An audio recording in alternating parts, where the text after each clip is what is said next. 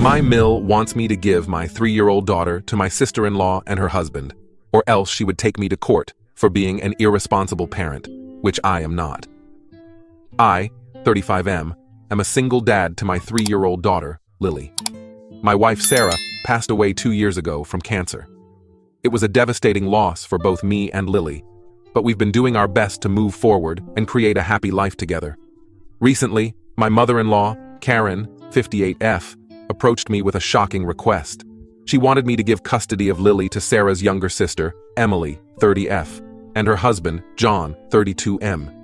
Karen's reasoning was that Lily needed a proper family with a mother figure, and that Emily and John were better suited to raise her. I was completely blindsided by this request. Lily is my daughter, and I've been doing everything in my power to give her a loving and stable home since Sarah's passing.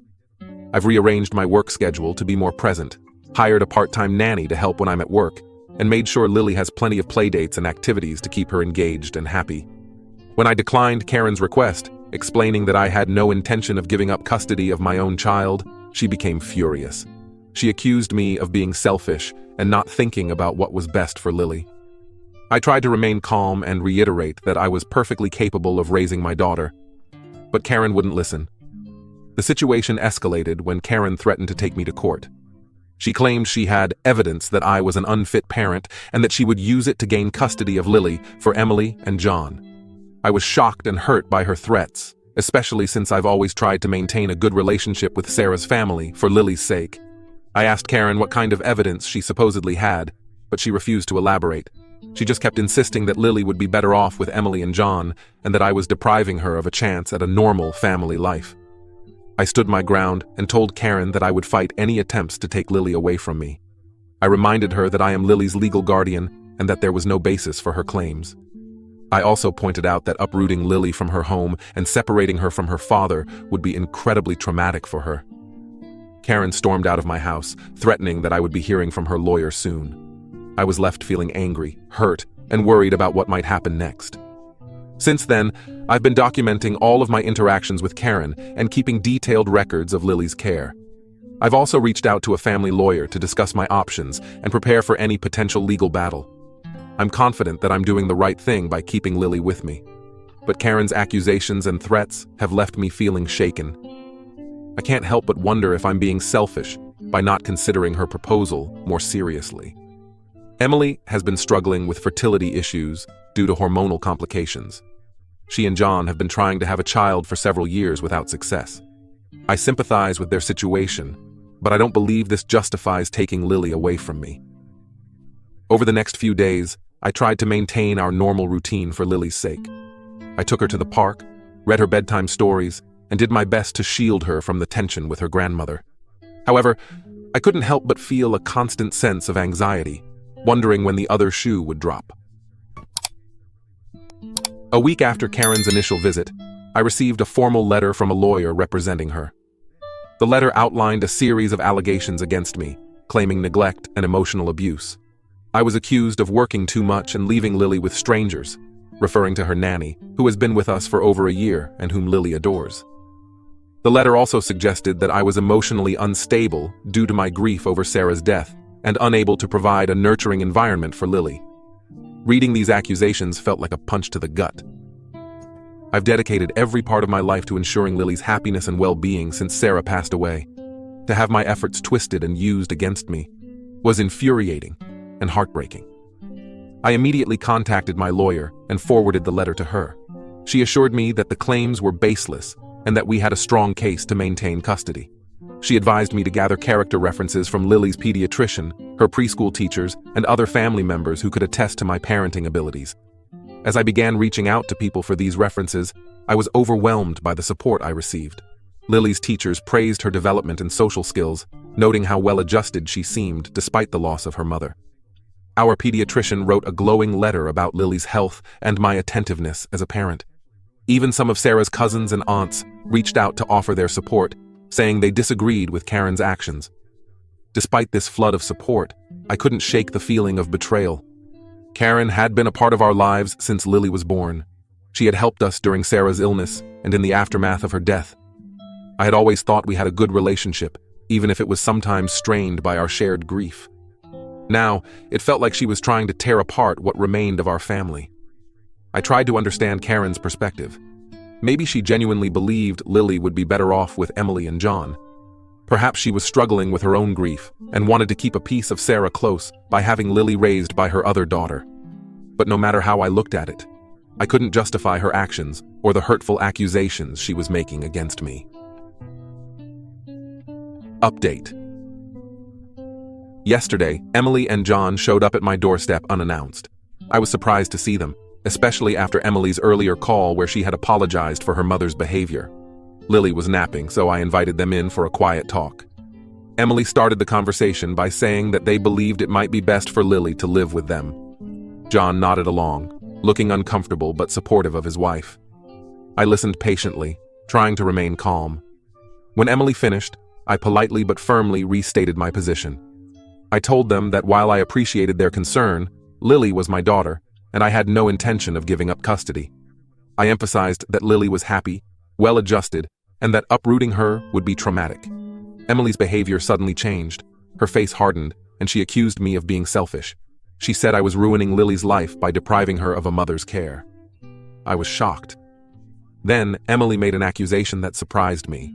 She claimed that I was planning to marry another woman and make her Lily's stepmother. This was completely false. I hadn't even considered dating since Sarah's passing, let alone remarriage.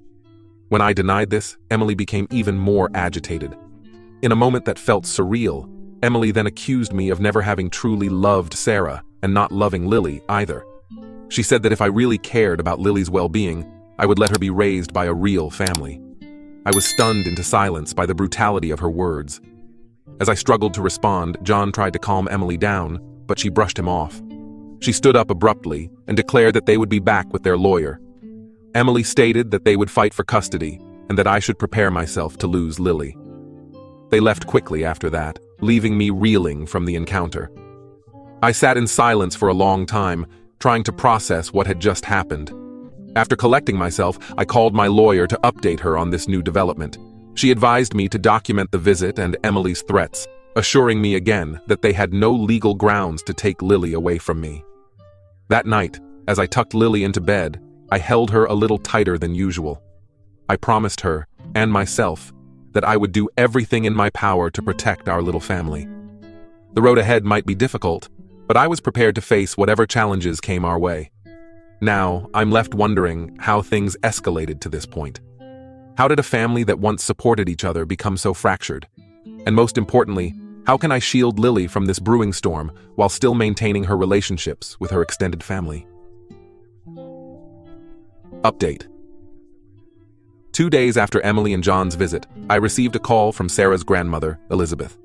She's always been a voice of reason in the family, and I was relieved to hear from her. However, what she told me left me shocked and furious. Elizabeth informed me that she had overheard a conversation between Karen and Emily. It turned out that their sudden interest in gaining custody of Lily wasn't just about family or providing a mother figure. There was a significant financial motivation behind it. Sarah had inherited a substantial sum of money from her late grandfather. Sarah and I had decided to put all of that money into a trust fund for Lily's future. The money was legally Lily's, to be accessed when she turned 25. Elizabeth explained that Karen and Emily believed that if they gained custody of Lily, they would also gain control over this inheritance. They saw it as a way to solve Emily's financial struggles and fund expensive fertility treatments. I was furious. The idea that they would use Lily as a pawn in their scheme to get their hands on money that rightfully belonged to her was beyond comprehension. It explained their sudden change in behavior and the lengths they were willing to go to in order to get custody. Immediately after ending the call with Elizabeth, I contacted my lawyer. I explained the situation and asked for advice on how to protect Lily and her inheritance. My lawyer advised me to take the following steps. 1. Document Elizabeth's statement. She suggested I ask Elizabeth to provide a written statement about what she had overheard. 2. Review the trust documents. We needed to ensure that the trust was ironclad and couldn't be accessed or altered if custody changed. 3. Inform the trustee. My lawyer recommended notifying the trustee of the potential custody dispute to prevent any unauthorized changes. 4. Consider a restraining order. Given the escalating situation, she suggested we might need to file for a restraining order against Karen and Emily to protect Lily. 5. Prepare for court. While we hoped it wouldn't come to this, my lawyer started preparing arguments to present in court if necessary, focusing on Lily's best interests and the apparent financial motivations behind the custody attempt. I spent the next few days gathering all the necessary documentation and following my lawyer's advice. The betrayal I felt was immense. To think that Sarah's own mother and sister would try to use Lily for financial gain was heartbreaking. Despite my anger, I tried to remain calm for Lily's sake. She had picked up on the tension and had been more clingy than usual. I made sure to spend extra time with her, reassuring her of my love and commitment. As I tucked Lily into bed that night, I found myself reflecting on Sarah. I wished she was here to help navigate this mess, but I knew she would be proud of how I was protecting our daughter. I made a silent promise to her and to Lily that I would fight with everything I had to keep our little girl safe and secure. Now, as I prepare for what might be a long and ugly legal battle, I can't help but wonder, how did money manage to tear this family apart so completely? And how can I protect Lily not just now, but in the future, from those who might try to take advantage of her? Update. A week after my conversation with Elizabeth and my lawyer, I received a message from Karen. She wanted to meet and discuss things civilly without involving the courts. I agreed, thinking it might be an opportunity to put an end to this nightmare. We met at a neutral location, a quiet cafe in town. Karen and Emily were already there when I arrived. They both looked tense, but tried to put on friendly faces. Karen started by saying they had reconsidered their approach and wanted to find a solution that worked for everyone. Emily chimed in, suggesting we could arrange more frequent visits and perhaps even some overnight stays for Lily at their house. I listened quietly, letting them lay out their proposal. When they finished, I took a deep breath and decided it was time to lay all the cards on the table. "I know about the inheritance," I said calmly. The effect was immediate. Karen's face paled, and Emily's eyes widened in shock. They exchanged panicked glances, clearly not expecting this. I continued, "I know that this isn't about Lily's well-being or her need for a mother figure. This is about Sarah's inheritance, which, by the way, is already in a trust for Lily's future." Karen tried to interrupt, but I held up my hand. "Let me finish. Sarah and I set up that trust together. It's for Lily's education and future. It's not accessible to anyone, including me, until she's 25. Emily started to tear up, whether from guilt or frustration, I couldn't tell. Karen looked like she was about to argue, but I pressed on. "I've been patient. I've tried to understand. But using my daughter as a pawn to get money is unforgivable. So let me be clear. This stops now. No more threats, no more accusations, no more attempts to take Lily away from me." I looked them both in the eye. "If you persist with this, I won't hesitate to take legal action. I'll file for harassment, emotional distress, and any other charge my lawyer advises. I have documentation of everything, including your financial motives." Karen's face hardened. "You can't prove anything," she said boldly. "Are you willing to risk it?" I asked. "Because I am. I'll do whatever it takes to protect Lily." The silence that followed was heavy. Emily was the first to break it. We just wanted what's best for Lily," she said weakly. "No," I replied firmly. "You wanted what was best for yourselves. Lily is happy, healthy, and loved. That's what's best for her." I stood up, ready to leave. "This is your final warning. Stop now, or we'll settle this in court. And believe me, you won't like the outcome." As I walked away, I heard Karen call out, "You can't keep us from seeing her." I turned back one last time. "I never wanted that. You're still Lily's family, but it's up to you now to prove you deserve to be in her life." With that, I left the cafe. As I drove home, I felt a mix of emotions: relief at having confronted them, sadness at how things had turned out, but mostly a renewed determination to protect Lily and give her the life Sarah and I had dreamed of for her. When I got home, I hugged Lily tightly, grateful for her innocence in all of this. I hoped that one day, when she's older, she'll understand that everything I did was out of love for her. Now, I'm left wondering, was I too harsh? Should I have given them another chance? Or was this the only way to protect Lily and honor Sarah's memory? Final update. It's been 6 months since my conflict with Karen and Emily.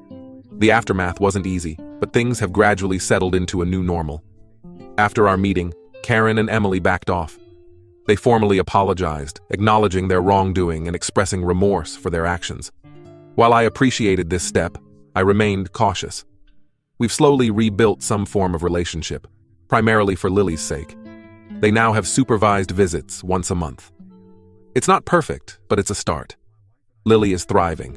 She's happy, energetic, and growing more like Sarah every day. We talk about her mom often, keeping her memory alive. I've started a support group for single parents who've lost their partners. It's been healing to connect with others who understand this journey. As for me, I'm taking it one day at a time. The experience has made me more protective of Lily, but also more appreciative of the life we have together. I'm grateful for the support I received and the strength I found to stand up for what's right. Lily's future is secure, and that's what matters most.